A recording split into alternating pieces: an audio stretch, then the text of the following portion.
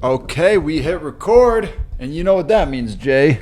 That means that we are back and better than ever.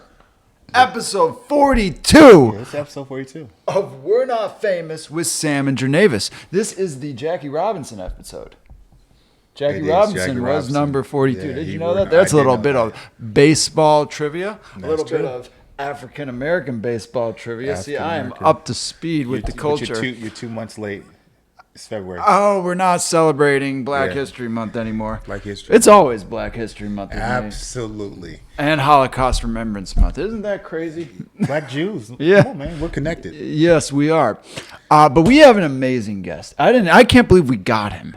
Who'd you pay? Who'd you pay off to get him to come forever. on? We've been chasing them down for a while. We've been chasing them down for a while, for sure. Yeah, we had to hold someone ransom to get him. We had to pay off the mafia. But we got him to show up. Yeah, for sure. The heavyweight champion of the world, many times over. This is one of the most iconic boxers in the history of professional boxing. This is Bermane Stiverne. Bermane Stiverne. But make sure we say this. Hold on. I want to make sure. Hold on. Let me say this. AKA Beware. I didn't know this. I'm learning. See, I just learned something. See, it's Beware. That's the nickname, and I got to start off first and ask you. That makes sense. That's one nickname I can get behind. Who did you come up with that, or who came up with that? Who came up with that? That was in the amateur days. I think I was sparring with I think they were from London or Scottish, somewhere over there. You know how they speak. They don't use the words we use. Right. So I think he was. I was sparring, and I kept hearing him say to his fighter, you know, be aware, be aware, be aware. Be aware, be aware. Yeah. Something like, you know, over here we probably say like, watch out, or something like that, you know. But he was like, be aware, beware, be aware. Yeah. So I thought about it. It sounds good, you know. No, when I did the research, I said, what I did, I just went and you know, you spell beware, B-E, you know, W-A-R-E. So I just took out the E. Yep. So B-W-A-R-E. That's Beware. B for Bermane. It sounded more cool. W-B, you know, B-W-A-R-E. So it looks more cool than B-E. Got it. It's kind of like be war, too. Yeah, be war. Be a man of war. I just took out the B, the E. The E out of it. Yeah. And a lot of people don't know Haitian Canadian. Also, a lot of people don't know this. Haitian Canadian. How does that work? Yeah, no, that's listen. And he also was the WBC heavyweight. Well, you held the title 2014 to 2015. Is that correct? Yeah, I did. Record 25-6-1. I don't even know. It's not important. Age is just a number, man. Yeah, it's somewhere I around know there. it's 20 something. Yeah, 25. 20 about, at least that's what they say on BoxRec. So you know who knows that. Oh, BoxRec. Then you know that's the actual. You can't get more official than BoxRec. In BoxRec. So let's start off from the beginning, because I vaguely know the story, but I want to just hear from your mouth. Tell us about your background, where you grew up at, and how were you like as a kid? Because the story is interesting to me, how you found boxing. Everybody always want to know about the background? I'd rather the questions. The question? Well, tell me this. Okay, tell me this then. Starting off, okay, what sport did you start playing in high school? Let's jump to high school. My first sport ever was hockey. He's a Canadian. Yeah. No, seriously. Did you just get into hockey for the fighting? No, you didn't. That wasn't your first. I was always. I used to like. You know, we had the Montreal Canadian, and I used to love Patrick Waugh. I remember Patrick Waugh. This guy I remember. You really know hockey, man. This is He's Canadian, man. It's in his blood. But I don't know if everyone. I don't want to make I was assumptions. always, you know, trying to be a goalie or some stuff. But you know, hockey. As I grew up, you know, you find out that It's like I found out I'm I not don't know if I made for should say this, basketball. but as you get older, you realize hockey ain't too much of a brother sport. Got it. That's true. There's a few of them though. There are Now a few. today. Yeah. But doing it, you got to remember. But as growing you, up. back then, is it was kind of like once you get to high school and you talking about hockey, they be Did you ever get in a hockey fight? no, No. never did. Never. Everyone was smart enough to back down. School fights, School fight. Did you transition from hockey to what sport? football. Football. And what grade were you in when you started football? Football, I was in probably 8th or 9th. 8th or 9th? I want to say 8th or 9th. What position were you? Linebacker. Linebacker. Did you play offense too or no? But I went right back to defense. Got it. Yeah. Now I do know a little bit, but I want you to tell how many brothers, how many siblings do you have? There's a whole bunch. Total of 14. 14. I'm number 11, the youngest. It's amazing. You're the youngest, 11th youngest kid. youngest boy. Unfortunately, I lost a sister 3 years ago, and I lost a brother 2 years ago. So Got it. Sorry. And your father. So the genes come. The genes come from somewhere. Tell us about your mom and dad. My dad was he was a kickboxing champion. So No, really? See, people. Yeah. Oh, now it makes sense. 1988. Yeah, 1988. He was a kickboxer champion. So, I mean, I'm not sure why he stopped, or I guess I mean it was the working and taking care of the family. So I don't think the kickboxing was bringing every that type of The big type of revenue dough. for you to succeed, and so I guess that's why what happened. And what did mom do for work? Mom was kids, how you call it? Mom was making clothes. What? She was making clothes. She was how you call them people? A knitter. Yeah. My mom was she was very good at it. So Her own company, or did she work? even for us, she used to just go and buy the actual Yarn and all that. and then just That's great. make our Knitting, t-shirts, crochet. Wow. make even underwears, all kinds of stuff. Yeah. My mom just Seriously? picked that up. My mom started. Yeah, she started. Yeah, she made a blanket. I got one in there. It's like Yeah, she was good. My She was mom good. was good. Yeah. Did she work for someone, or did she do this on her own? Oh, both. Okay. She was for the most part, she would work for somebody else. Okay. And were your brothers? Were they athletes as well? My brother, my older brother was played for the UM. I also got I mean, it really started with him. That's why I don't want to. He played for Michigan. No, I didn't. He played for Miami. Miami. Oh, University of Miami. Wow. So he was a standout in Canada, right? Wait, he played football. For Yeah, them. but he Football, didn't stay yes. too long. He didn't stay too long in Canada. Okay. He, we got over there, and then he just within a year or two, he left for Miami. Since like in the 80s. He never came back. He just stayed there and went to I want to say what was the high school? I think it was I forgot the high school, but then he went to the University of Miami. So In what position? he was receiver. Oh, And did fast. he get drafted? Injured. Ah. Got injured. We all did. And So did I. And so you learned football. Football was kind of passed on from your older Yeah, brother. that was my passion. Football was my passion. It's a contact sport, so that's pretty much boys. We grew up is either fighting or. Yeah. But I was never never that I was that guy in high school fighting, and but as far as doing it as a like sport, not at all. It was just street fight, more street fights. Yeah. Let me ask you: have you ever lost a street fight?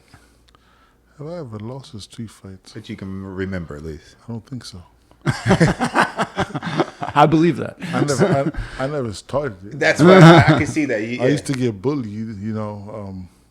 You did? Especially, of course, in high school. You know, in high school, when you get there, there was 2 schools connected. It was middle school. Middle school. 7, I went to 8. school just like that. So 6, 7, they 8. try to get you when you get there. They try to jump you or whatever. Yeah. So they would try to jump me, but I was always good at, defending myself. Right. So now after middle school, you got to go to high school. So now those kids that were in 8th grade, they went to the other school, which is 9, 10, 11, or whatever. So now they're waiting on me over there. So I got over there, and they still, Try to bully? Yeah, they jump. It was about jumping the new arrival. Got it. And were you big? Everybody that's new, they got to jump you. But were you big? They never did 7 and 8. So now 9th grade, 9th, 10th, 11th, 12th. They did everybody. So, but they never got me. And then in the middle, somewhere, somehow, I didn't. You didn't lose? No, I didn't. I wasn't. They caught me. I got caught with my pants down. So they actually jumped me. They when your pants the are down. bathroom? So you're in the bathroom. No, I'm saying like they. I get it. It's a I'm phrase. just slipping. You know what I mean? I get it. I got you. So Sons of they bitches. jumped me. I got 1 to 2. Okay. But then they still got me. Got it. They got me. Did you get them back? It was too much. Okay. They were probably 15, 20 jumping. Got it. So. In Canada, I got a few. I got a few.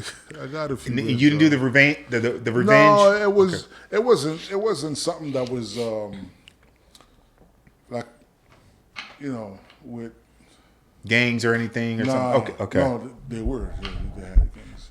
Can I ask? But I'm saying it was just the fact that this guy is new, so we got to jump him. That's like a welcome type thing. You know what I mean? I get it. I get it.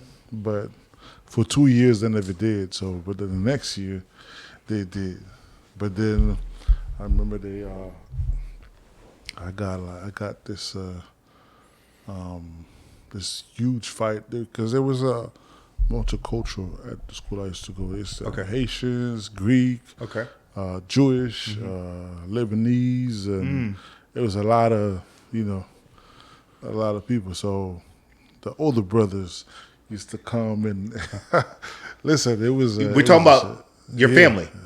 Nah. Oh no. Brothers in the school. My bad. The older black guys. Other brothers from other kids in the school. Okay, so got it. They would come. Some of them were in gangs. Some of them was, what I'm saying. So they would come to school, and it was kind of like that school was Tough place. Yeah. Okay. But let me ask you. So Chambly High.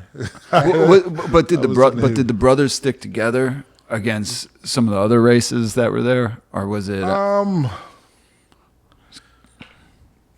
Back then we had remember the skinheads? Yeah, back then, yeah. That's crazy. So there were skinheads at the school. It was pretty much like Haitians. It was Greeks. Okay. It was you had Jewishes. You had Lebanese. You had it was like. In what part of Canada is this? Montreal. Oh, Montreal. But then there's a city outside of Montreal. It's called Laval. Got it. Were you a star standout for football on the football team? But the football team was the city. It wasn't school. Got it. Football. I mean, sports is not that big in Canada, unless it's hockey. Right. And then, it's not like here. You know what I'm saying? Yeah. You play in high school and college. it's not that intense or secure, should I say? So every good player that would always their Go to the purpose States? their purpose was to get in the States. Got it.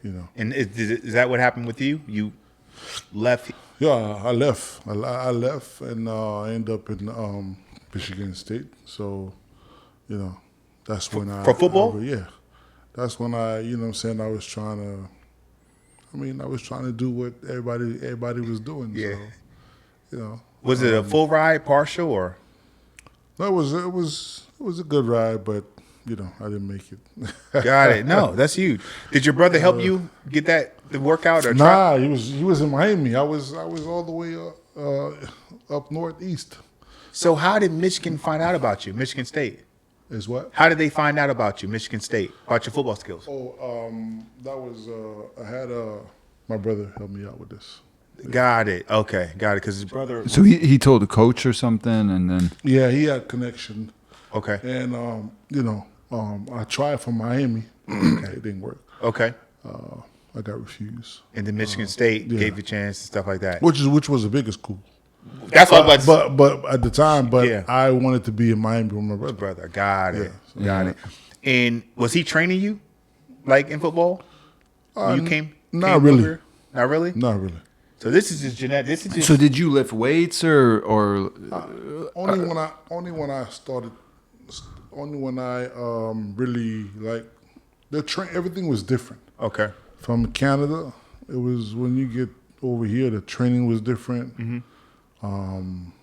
The games were different. Mm-hmm. Everything was different. Everything Skill was, set, competition, all that. There was real competition. Yeah. It wasn't same as boxing. Got it. The competition in Canada is way different than when you start getting on the national team and you go on start fighting outside of Canada international. That's the real Big difference. competition here. Got it. Did you get in? So transition to boxing. Did you get any trouble doing that transition or making that decision to start boxing? How'd you get to boxing? I had no interest of even fighting or competing in boxing. That wasn't my plan. Who introduced it? It was one of my friend that when I stopped football.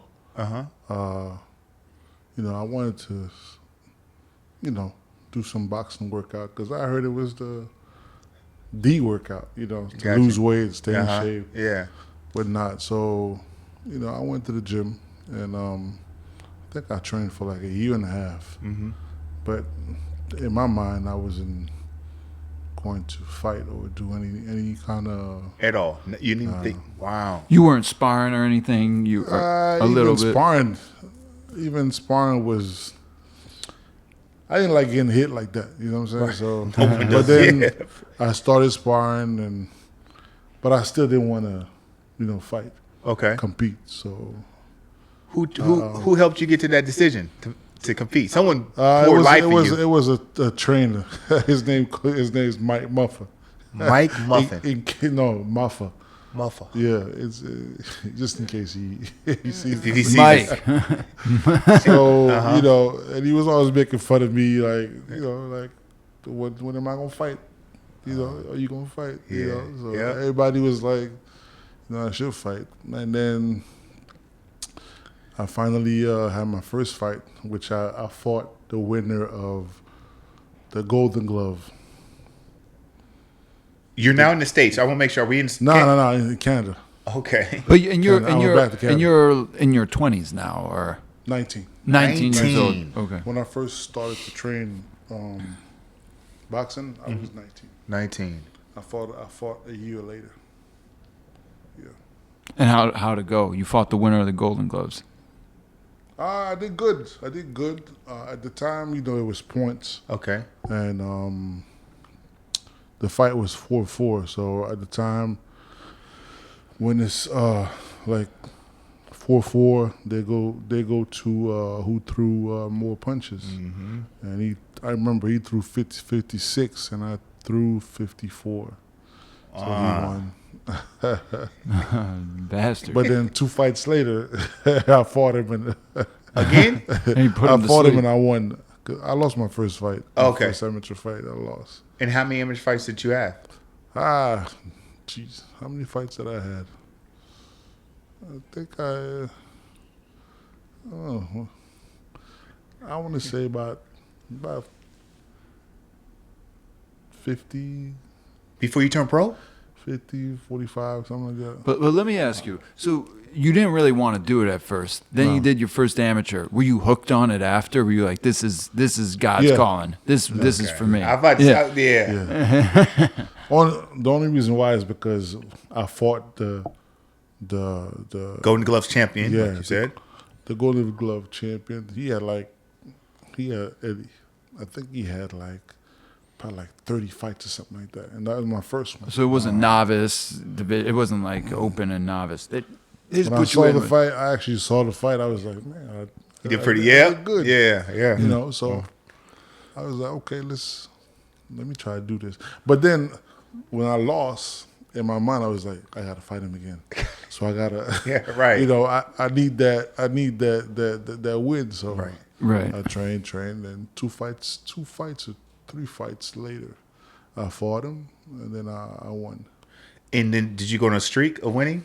What does that look like for you? The streak? In amateur? No. Okay. The streak that was before. Got That was it. before amateur and even before football. Yeah, the streak was that was way before. Got it. No, I was saying the streak of winning. Oh in yeah, amateur. yeah. Yeah, like your streak. Like Oh, what yeah, happened yeah. after you beat this guy, third fight? I won. I went to the Golden Gloves. Okay. And I won. I had 3 fights, and I won my first Golden Gloves, and the rest was history. After that. Yeah. So from there, I fought. I remember I fought. It was the Golden Gloves when you get over there, it's like 2-3 days. okay. And I fought every single day. And you won it. I won every fight. Did you go to, because here they have nationals. So what do they have? Yes, same thing. I went to the Nationals. How'd you do? I lost. Oh. I did good. Okay. I lost in a semifinal, I believe. And And then what else?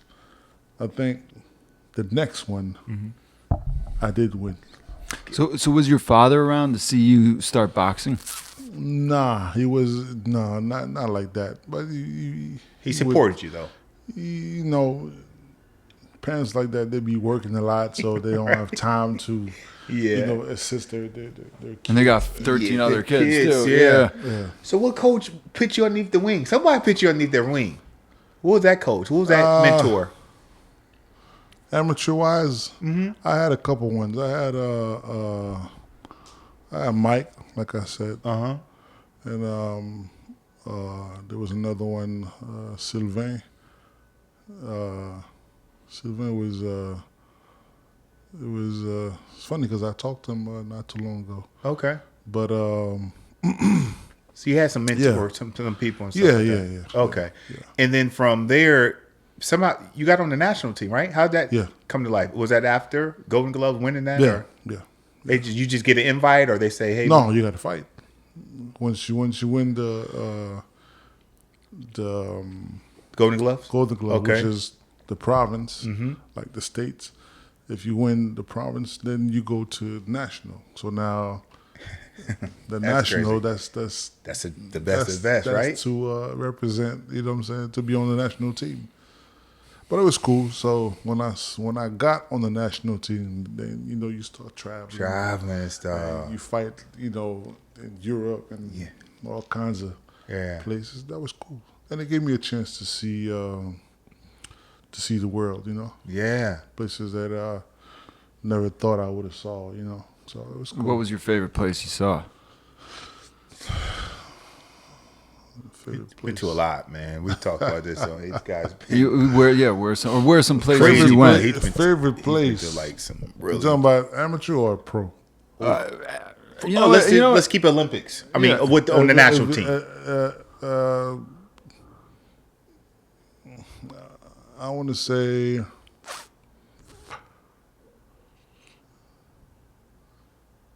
I would say one of the places that, not probably the best place, but the place that I never thought I would go would have been Brazil.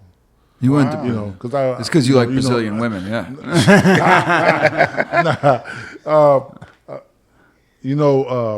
The FIFA soccer, whatever. Yeah. It was always Brazil. You know what I'm saying? Mm-hmm. Brazil at the time. Yep. So I was a fan of Brazil. So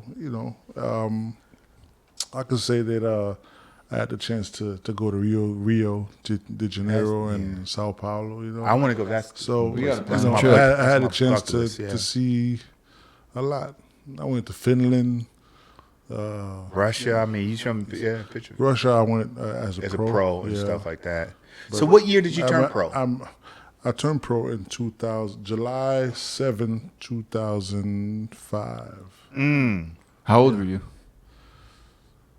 24. Wow. 24. So you can kind of look at guys in the gym, 24. Their age and stuff. Like what reality is like. Yeah, you got 24 is a good age to go pro. Think about it. You got guys. Sure, but I said, you know what? I think it's time. So who helped you make that decision though? Nobody. You just made. Nobody. Yeah, That's wild. I just thought it was time. I'm glad I did at that time because I was thinking about doing it earlier, and I'm happy I did. So gotta ask you this because you've trained in one of the best gyms, Mayweather. So I gotta ask you. How did you connect? Did you get signed? I do want to learn about you. Who signed you first? I know you signed with. I don't know if it's. My first promoter was Don King. So this is big. This is big. That was my first promoter. So and then that's when I actually we went to Vegas. Okay. And it was me and maybe 3 other fighters or 2 other fighters. We went to Vegas, obviously to turn pro. And what happened? We went over there. We went to the gym. We did pads and everything. So, and I had my highlights of my fights and stuff. Fights. Yeah. So when I got back, I remember I went to Vegas. The first time in my life I went to Vegas. It was.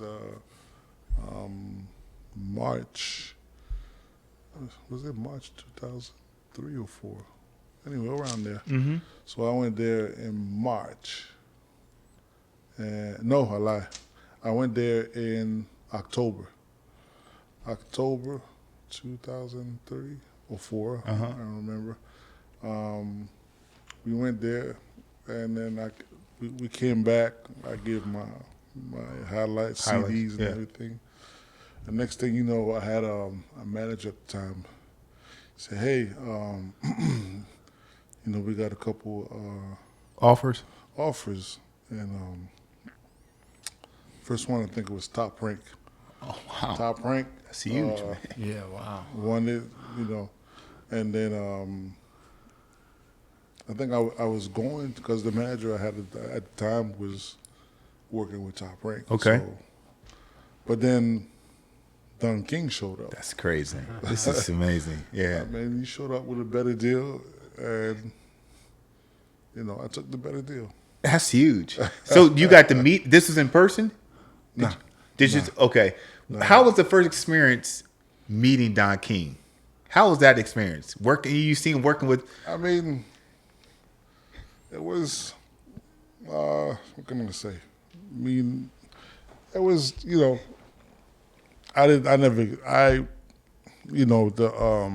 The stories you hear was when you were a kid and when I started boxing and the amateurs. So I never really thought about, making it there or even for any of those people that know my name. Or, yeah, right. You know what I'm saying? So, but it was, I felt like, okay, he knows who I am. Top Rank knows who I am. I was like, hey, well, okay. That's huge. And he's worked with the best boxers in the world. Like, Yeah. so it's just amazing. Was he to me. comparing you? Was he thinking you might be another Tyson? It was good. It was very. At the time, I was honored. Yeah, that's huge, man. It's just like, and so the first time, was it here? Where was it at? It was at his house. Was it like just y'all went? Y'all did dinner? It was the first time I met him was in St. Louis. My first fight. Okay. At a big arena. I think Corey Spink was fighting. I think it was fight number 5. Corey Spink was fighting Zab Judah, I believe. That's when I met Duncan for the first time. Got it. That was my first, because my first 4 fights, they were at like small venues, but the big venue, like the 20,000. Like let me ask you. 18,000 like people over there. That was Zab Judah and Corey Spinks. Okay. They fought twice, but I was the first one. What was there? Oh, because it's St. Louis, right? Louis, yeah. But what's the difference between fighting at a small venue versus 20,000? Do you feel the pressure? Do you feel different type of nerves? I'll tell you what. For me personally, every time I would, let's say I went to a lot of fights as amateur, big venues, and you see like 20,000 people and stuff like that. And I was always like, man, I don't know if I could do that. Yeah. But the reality is, when it's your turn to go, you don't even notice. It's the same thing. I never noticed the 20,000 people. Yeah. Is it a different? I just walk and I don't see nobody. But let me ask you: is it a different feeling when you're in the green room before you go out? It depends on the fighter. Before you get into you get out the room. It's a lot of stress. It's a lot of you're nervous. Yeah. You know, and while you build all these emotions, and when you walk out, you walk into the ring. I mean, me personally, I don't really see anybody. Yeah. I was like that too when playing basketball. It's different. But when you don't fight, you see it. You see everybody. You hear everything. Yeah, that's true. Do you have any like pre-fight rituals? You know, everyone. You know, I had some when playing basketball. I want to hear. Do you have any like pre-fight rituals at all? Pre-fight ritual. Any Haitian magic? Songs that you listen to, you know, maybe do 25 push-ups. Yeah, I've seen her, you know. Depends. Songs, definitely. You know, I really I listen to a lot of reggae before a fight. You know, I think it has its ways to calm, smooth me out. Okay. You know. So, do you jump rope? Do you do anything like? I mean, you got to warm up. Okay. You know, it's more like you could jump rope for about 5 minutes. You stretch. You sit down for another 15, 20. You get up. You sit down. You get up. You know, just get your blood going. You know. Do you like it quiet, Bermane, or you like it like? Because some people have music. I'm seeing like Terrence Crawford likes a lot of music. Canelo's playing Mexican music. You know, what do you like? Depends. Okay. As I get closer to the fight, if there's a radio or something like that, I could play. But then when it gets closer, I just like no music or you know, in the bathroom or in the away back. away from everyone. Yeah, I like to, you know, think about stuff. You know. Got it. I don't know what I'm thinking about, but I'm thinking about something. Got it. What's the hardest lesson you've learned in the ring? In the ring, the hardest lesson you learned. I don't know. Anything stands out? Anything? I never thought of that. Yeah, you know, because it could be. As far as what? Just maybe not taking the opponent serious. Oh yeah, my first loss. Yeah, my first loss. You know, I think I had 12 win, 12 knockout. And I would always you would see people that say, hey, he don't fight nobody, he don't do no rounds. Yeah, this is big. And this, that, and the other, you know what I'm saying? So I was going with that mentality of, you know what I'm saying, first round, I got to take you out or whatever. Mm-hmm. But, sometimes you allow people to get to you or in your head. And so it happened, my first loss, first round, I dropped him. And instead of take him out, mm-hmm. I was like, oh, let me do a couple rounds. Intentionally, you made that decision. Wow. Because you heard the feedback from the crowds. Yeah, it was always like he don't do no round. All his fights are like first or second round. Yeah. And then you hear that stuff. So you know what? Let me do a couple rounds. Mm-hmm. That's crazy. Yeah. And then he wound up winning. Nah, lost. Yeah. I lost. That's the only fight that I decided to, to do a couple rounds. And. That's probably, I would say, the main thing. Yeah, the main lesson I learned, mm-hmm. not to play with your food. Yeah, you could get him out there in 30 seconds, get him out. 10 seconds, get him out. Yeah, get him out. So you've had some legendary coaches. Just tell us some of the coaches that have been your trainer, throughout your career. Yeah.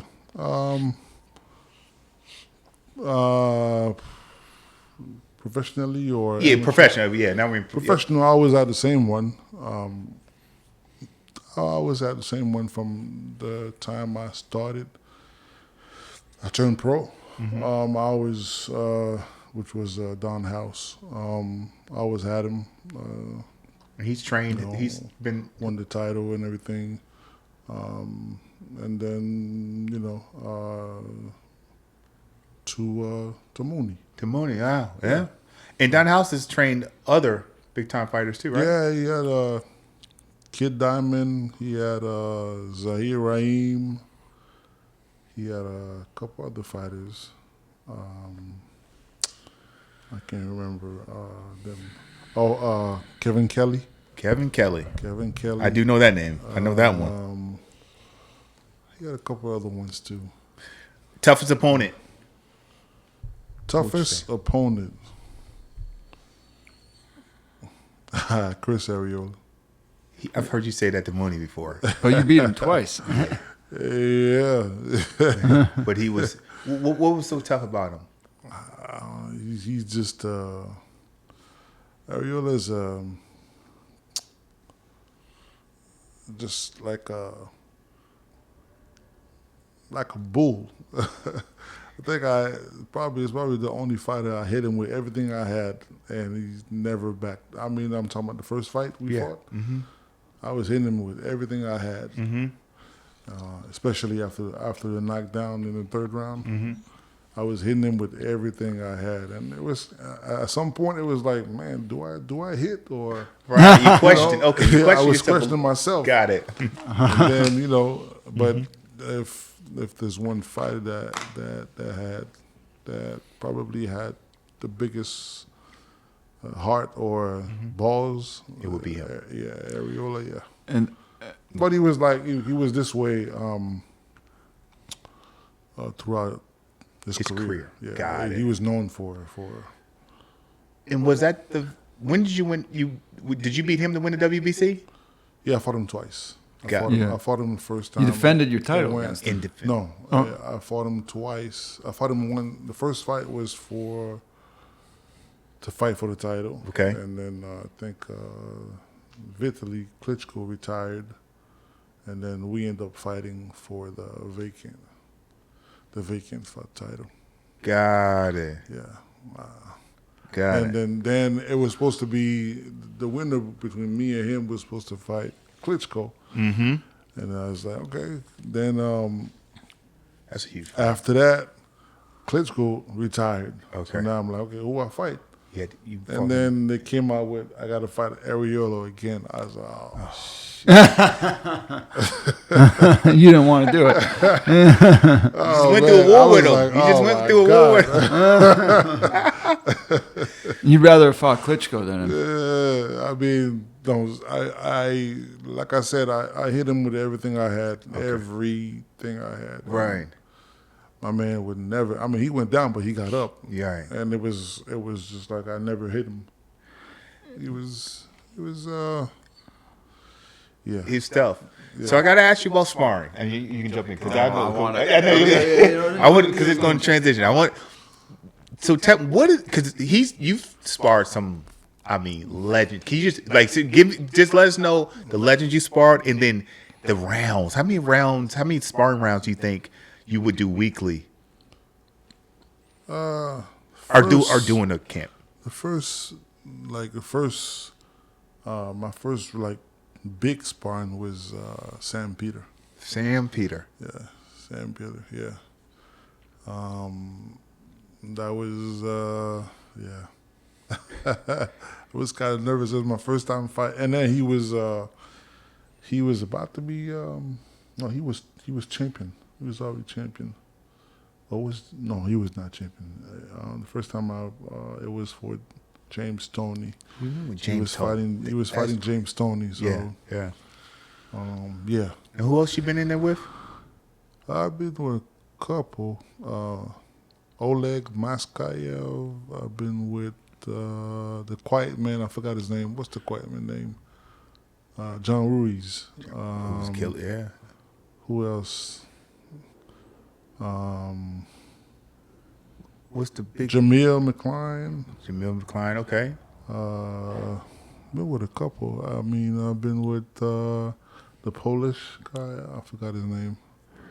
Polish heavyweight. Been with who else I've been with? There used to be a guy named Duncan Dunkaroi. He could hit? A monster. So sometimes sparring's harder than the actual fight. Yeah, but Duncan, he is like 6'5", 6'6", but pure muscle. Pure muscle. And I remember he hit me with some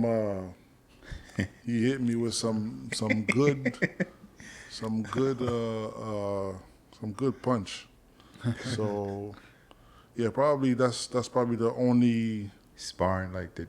Yeah, the one that probably hurt me. It would be him. It would be him, and I remember there was a couple other fighters as well.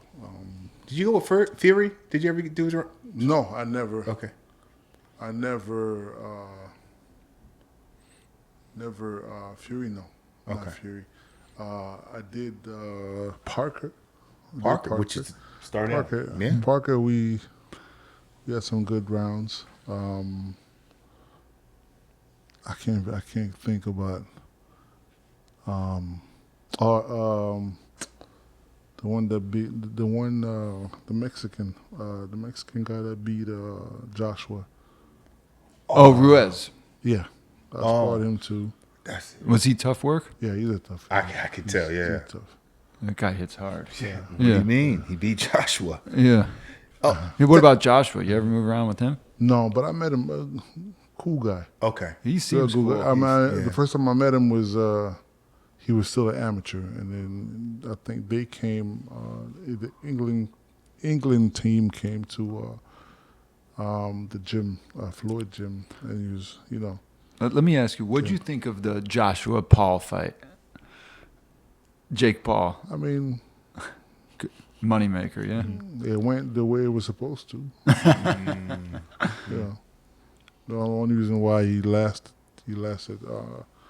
so long is because he was running. That's why people that don't know boxing, they would say, "Well, he did more than one round." That's not it. I mean, if you got to chase somebody, you know, people think that boxing is so easy and they could do, they could do in their mind. You know, I get it. It looks easy, but that's just like Floyd. You know, Floyd will be there and do something, and he makes it look so easy that anybody could do it, but that's not it. You've been around Floyd, so yeah, like he's really been around and seen Floyd train. That's probably because I've watched Floyd, like even when before he was Money Floyd, when he was Pretty Floyd, Pretty boy. and I used to follow him all the time. I was still an amateur. okay.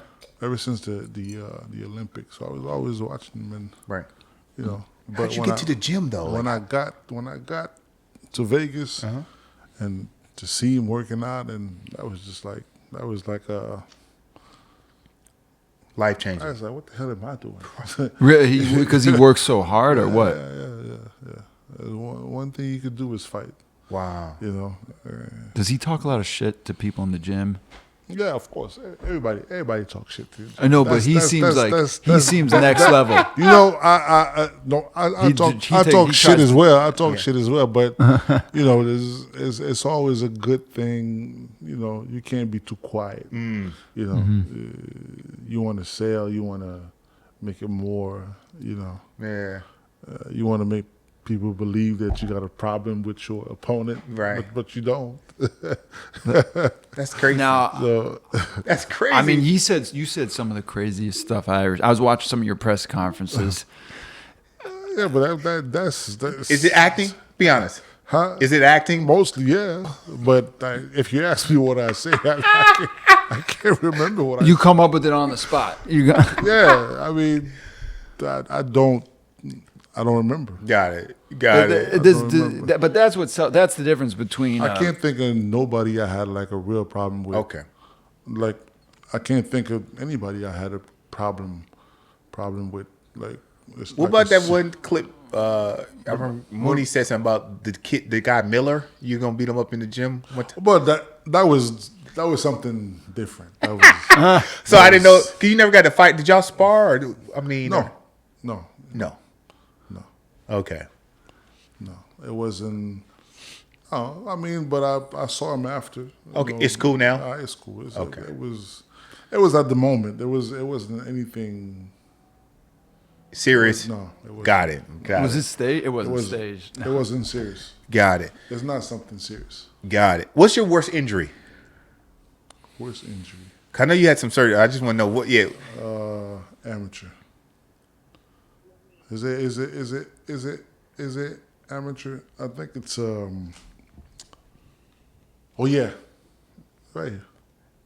That was my worst injury. Oh man, look at that. What happened, Bermane? Man, that was a woman, wasn't it? I even want to say. I mean, I had my wraps. Okay. So then I took a box cutter. And I was going like this. Oh, you're pulling the wraps off. Oh my goodness. Then it got stuck. Then I pushed it a little. Then it went so deep that like you could see. You could see. Like, how many bone. stitches? No. 12.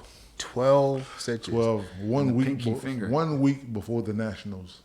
That's why I lost my first national in Fight? Canada.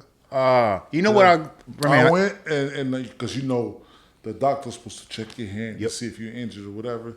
So my trainer at the time was like, "Listen, when you go over there, just turn your hand so you don't see." Oh my goodness! Because I had a hole, like I had like stitches. So you check, didn't see anything. I fought. I put the gloves in. Yeah. I could throw right. I mean, I could throw the right hand, but not as, you know. Got it. Not like a power. Man, I thought you were gonna say this. I thought you were gonna say your no. I really thought you were gonna say no. That's not even. Wow. Not He even. threw this. I mean, when I pulled my that was in 2021. Yeah, 2021. It was right before Who did I fight? Trevor Bryant. Okay. And I already pulled it a little bit. Mm-hmm. So then the second round, I just threw a hook. Right. And from the second round to like I think 10th or whatever. Mm-hmm. That like the whole round, he probably, because I was blocking or whatever, and couldn't rethrow. And then that one time, I think he hit me, like he threw a punch, Mm-hmm. and it really hurt. And then like threw another one. It wasn't hard. It got me, and I just felt the punch in my arm, and I just fell down. Like, nah. I just fell down. I was like, nah, I can't do it. Wow. Because it really hurt. So Yeah, I thought you were going to say that compared to your. I mean, that's one injury I had, and I still fought with it. I want to say about 3 times. I did that 3 times. I was injured and still fought. You know, which the smartest thing to do is not to fight. It's not to fight. But as a fighter, you always believe that you want to fight. You don't want to. Yeah. Don't want to cancel it, right? You don't want to. Yeah. It's how you make your living, right? Yeah, but it's more than it's more than that. It's always that that pride. Mm-hmm. Can I ask, what was the biggest payday you ever got from a fight? I don't remember. Great answer. Great answer. So I know you're a dresser. You're fashionable. Did you design your own like gear, trunks and stuff coming out? Your outfits, your outfits for the fights. Who designed them for you?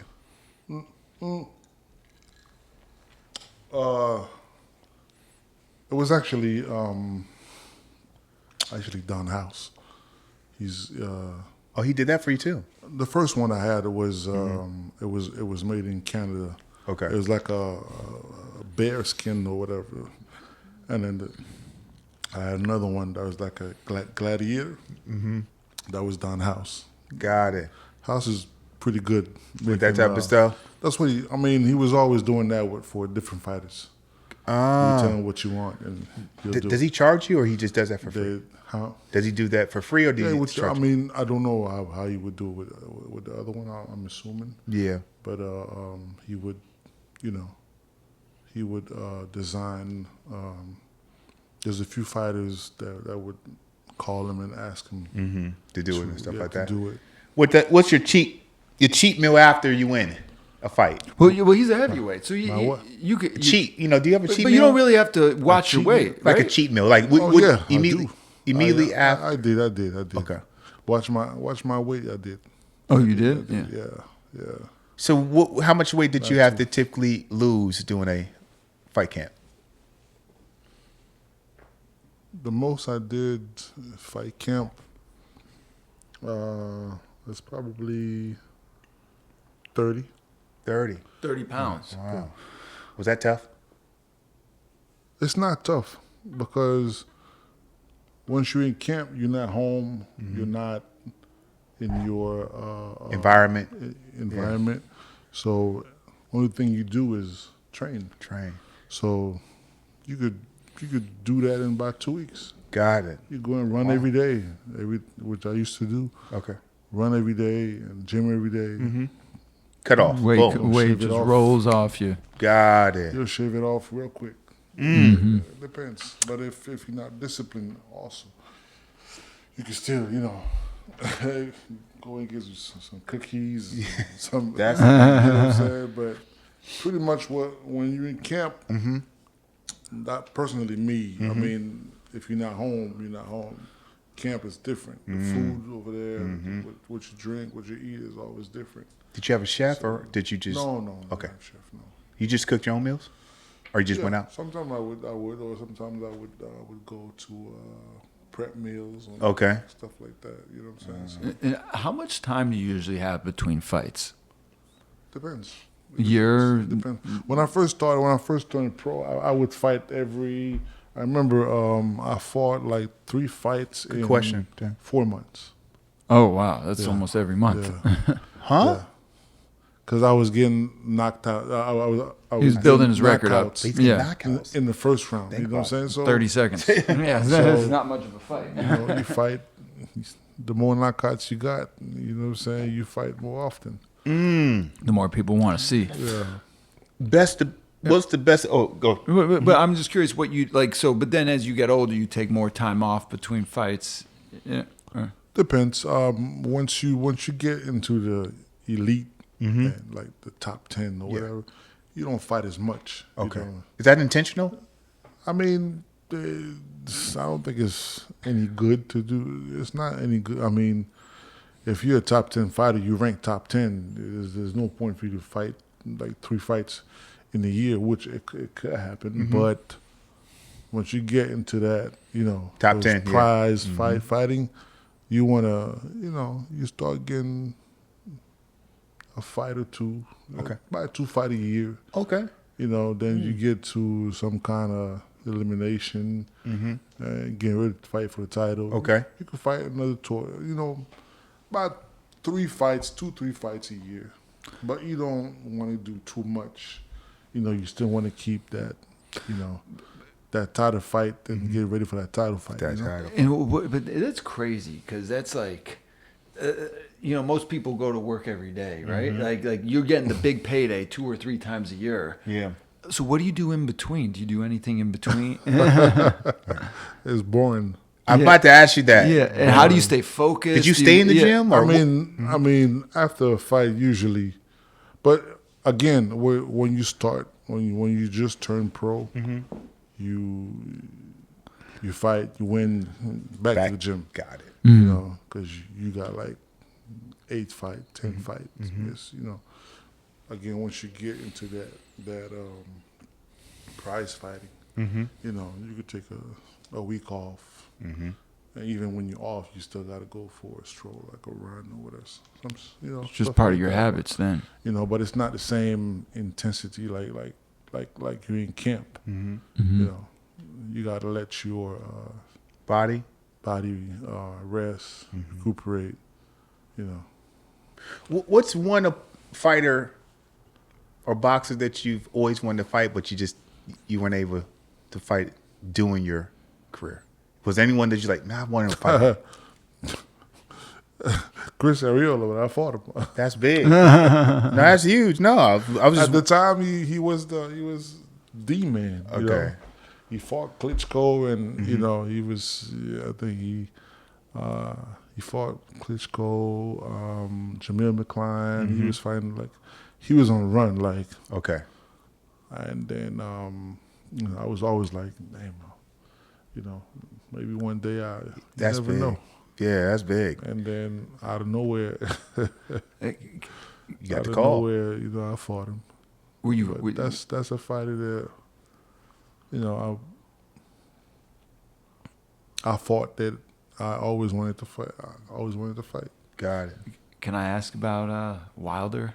And what was it? So you go the distance with this guy, Yeah, and that's huge, right? yeah. And then he comes back. He's like a different fighter almost. Like he lost weight, and he's snapping the jab. He did. Yeah, but the Wilder run, you know, the first fight that got it. This was on me. You know, I was probably the same weight I was when I fought Arreola. And the week of the fight, I decided to, train myself. Like, lost an extra 11 pounds. Wow. So I got in the ring. Everything went against me that first fight. Everything. Okay. I pulled a tooth out. No. 5 days before the fight. What? Yeah. Wow, man. Yeah. Wow. The day of the fight, I didn't even eat. Nothing. Couldn't drink anything. You know, That's crazy. I end up with that. I was dehydrated. I end up with that what's it called? Rhabdomyolysis or whatever it's called. I don't, man. It's serious. After the fight, what happened is after the fight, I went in the dressing room. So then I'm like, oh, because I had tape around me, so I'm like, take out the tape. Okay. And I went to the bathroom, and I went to use the bathroom, and then my urine was burgundy. Wow. I didn't get the body. Got it. What's Yeah. going on? So I told my manager at the time, and then he told the doctor. He was like, the doctor said, hey, I think you got rhabdo, whatever it is. Yeah, Rhabdomyolysis. It's like it's a severe dehydration. So I don't know what the hell he was talking about. Because you couldn't drink. I went to the hospital, and it was like, how did you fight 12 rounds? Like, how did you fight? Most people they get like paralyzed and they can't do nothing. And It's crazy. This is crazy. But it felt, because during the fight, it felt like something was holding me and I couldn't throw no punches. You know, but you live and you learn, right? Live and you learn at the end of the day. Tell me, best piece of advice a coach has ever passed along to you. Best piece of advice.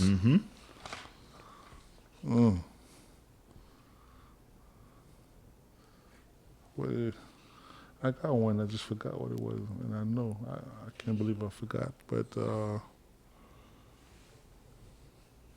forgot. Anything stand? We'll come Let's back. come Well, back to I it. got- No, I he got- said it. He said it in a way, but I'm just trying to remember how he said it. You might have said to some fighters before in the gym. That's why I wanted to I was just hear. going to rephrase it in a way. If you saw a kid who reminded you of yourself as a young kid, what would be some advice you would give that kid? Like a 19-year-old Bermane. Well, he's If I was mentoring and what? Say it DJ a kid now. Say it again. What would be some advice you would give a young fighter who wanted to do it at a high level like you did?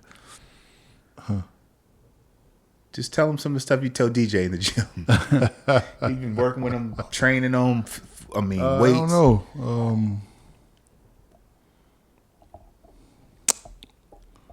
No, I mean, it depends. It depends on you know, you get the believe in your dream and stuff like that. But Right. it's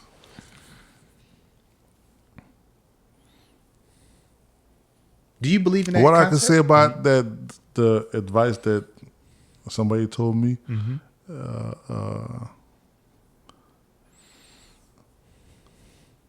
Probably I should have listened. Yeah. That's deep. He said, I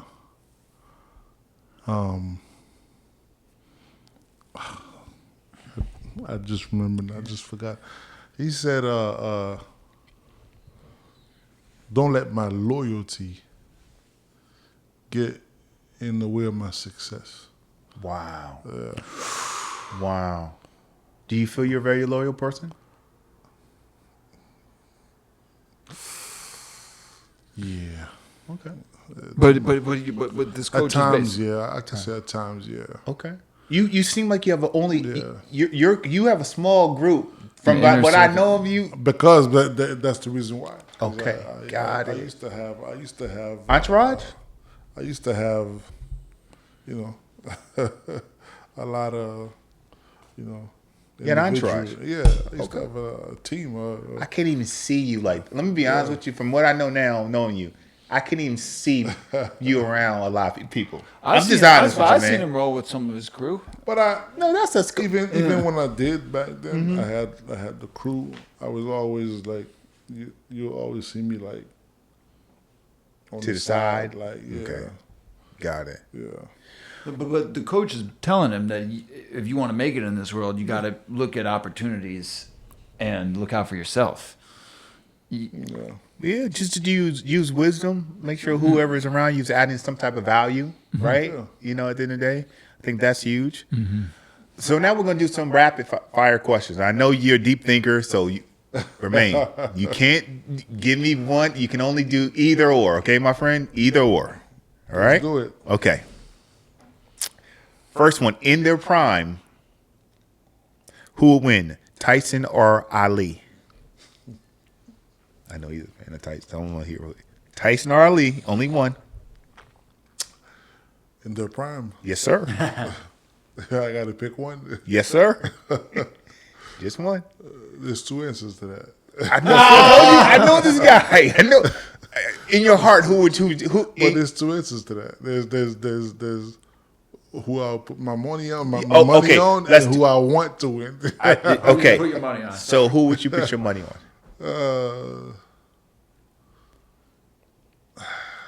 Ali. Ali. All right. Ray Leonard or Floyd Mayweather in the prime? God.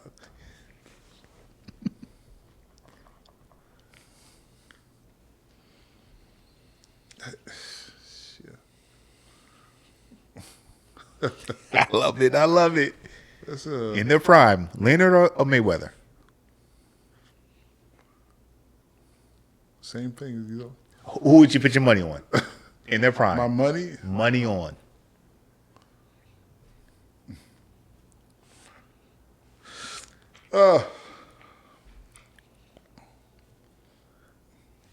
Am I going to answer this question? I don't know, man. That's a tough one. That's a real tough That's one. why we're asking it. I mean, Who you put your money on? I think I know. go, both their prime. So I gotta go with the legend. There's two right there. Come on, say his name. But without Leonard, there's no Floyd. I love it. Thank you, sir. All right, let's keep going. Knockout or 12-round masterclass?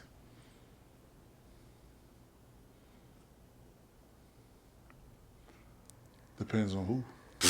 I told you this. I know this guy so well. Whatever one what do you prefer? Knockout or 12? It depends on who.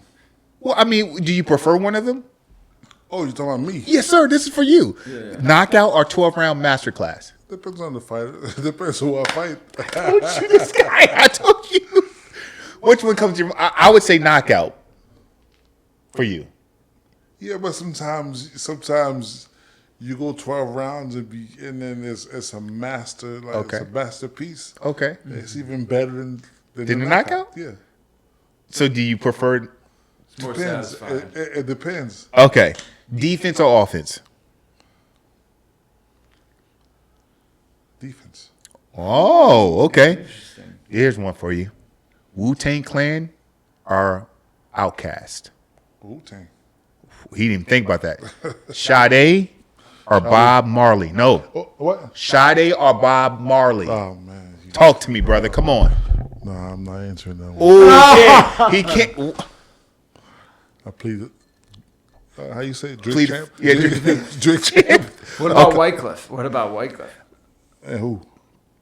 No, that's cheating. I know some of his music preference, so I wanted to see who he would choose, Sade or Bob Marley. He These could are my do. two favorite That's why I said that. I was going to say that. Okay, let's keep going. Speed/timing or power? Speed. Okay, Speed beautiful. is power. Sparring or road work? Great question.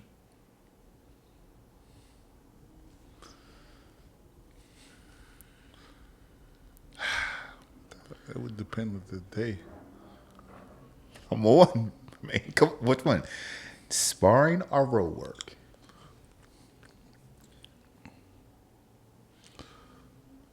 If I think about it, me personally, Yes. my road work where I think you will go with that because you've talked to me about running and yeah, like Oh. those hills and Yep. those mountains. okay. So I had more fun. I had fun, but the fun was I was working while having fun. got it. Okay. But Here's it was hard though. It was them runs and yeah. Belly or New Jack City. New Jack City. He didn't even think about that. Okay. Worst thing to eat during a fight camp. Worst thing to eat during a fight camp. Worst thing to eat? Yep, during a fight camp. Sugar. Okay. If you weren't a boxer, what would you be doing? If I wasn't a boxer? If you wasn't. If you did not. If you never picked up a pair of gloves. There it is. Incarcerated. At least being honest. Okay. Yeah. And for yourself, who's your pound for pound goat?